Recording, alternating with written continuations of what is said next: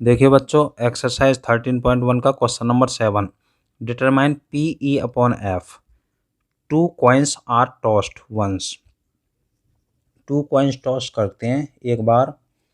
ये condition first part है और ये सेकंड है। फर्स्ट में कह रहा है, ई में कह रहा है tail appears on one coin. F में कह रहा है one coin shows head. Second में ई में कह रहा है नो टेल अपीयर्स। एफ में कह रहा है नो हेड अपीयर्स। अब देखो सॉल्व करते हैं। देखो, when two coins are tossed once, जब टू कॉइन एक बार टॉस करते हैं तो बच्चों सैंपल स्पेस लिखते हैं HH HT TH TT।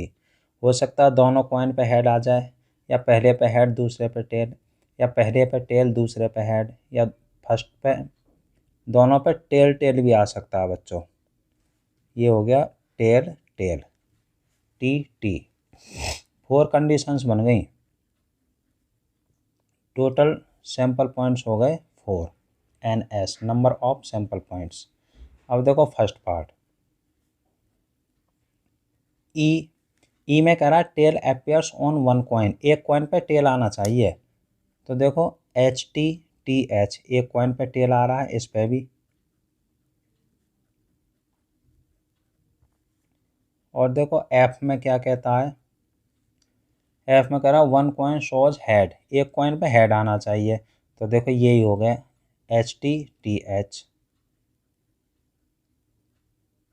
देखो एक कॉइन पे इस पे हेड आ रहा है, यहाँ भी एक कॉइन पे हेड है।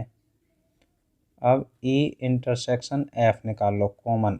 देखो दोनों में कॉमन तो दोनों ही हैं, HT TH। प्रोबेबिलिटी निकाल लो ई इंटरसेक्शन एफ की। इसमें देखो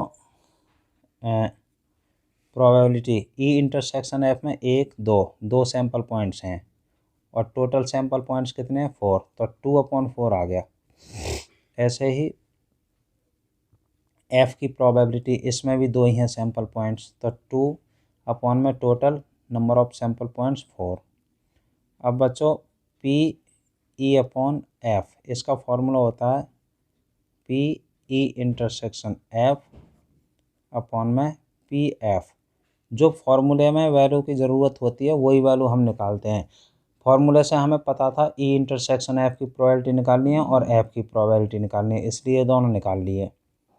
तो देखो ई इंटरसेक्शन एफ की प्रोबेबिलिटी 2/4 और इसकी भी 2/4। ये कट गया बच्चों, कट के क्या आ गया 1 आ गया। क्वेश्चन हो गया बच्चों first part. Second part, second में देखो ई में क्या कह रहा है, नो टेल अपीयर्स, यानी टेल नहीं है, तो हेड वाले ले लो, तो HH आ गया। देखो एक ही कंडीशन है जिसमें टेल नहीं है।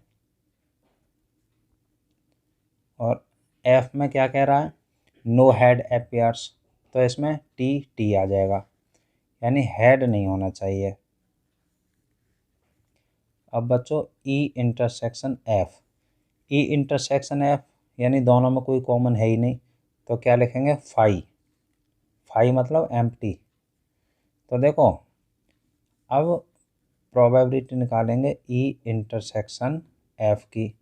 तो देखो फाई का मतलब कुछ भी कॉमन नहीं है ना, तो इसका मतलब इसकी प्रोबेबिलिटी क्या आ जाएगी 0। और पी एफ, एफ की प्रोबेबिलिटी निकालो, इसमें एक सैंपल पॉइंट है 1/4, टोटल सैंपल पॉइंट 4 हैं। अब बच्चों P E upon F, formula होता है P E intersection F upon में पी एफ। ये 0 और अपॉन में 1/4, तो बच्चों 0 ही आ गया इसका आंसर।